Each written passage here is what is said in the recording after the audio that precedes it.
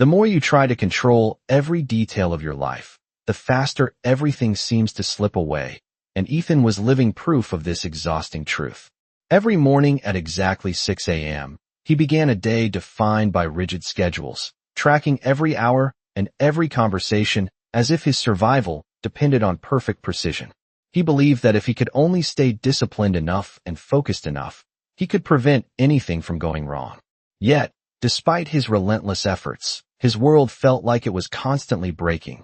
Deadlines were missed, relationships grew strained, and even a delayed email could throw his entire mind into a storm of frustration. He was always calculating, always adjusting, trying to stay 3 steps ahead of a life that refused to be tamed. One evening, sitting alone with his perfectly organized plans, Ethan felt a deep, quiet exhaustion and asked himself, what if my need for control is the actual problem? The next day, unable to quiet the noise in his chest, he walked until he reached a quiet park where an old man sat watching the wind move through the trees. I feel like I am losing control of everything, Ethan admitted softly. The old man did not rush to answer. He simply reached down and picked up a small handful of dry sand, placing it into Ethan's open palm. Hold this, the man said gently. Now, close your hand and do not let a single grain fall. Ethan tightened his fingers immediately, squeezing with all his might to keep the sand secure.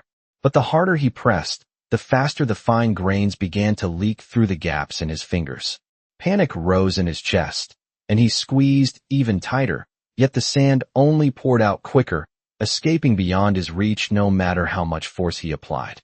Finally, Ethan opened his hand to find it almost empty. He looked at the teacher, confused and defeated.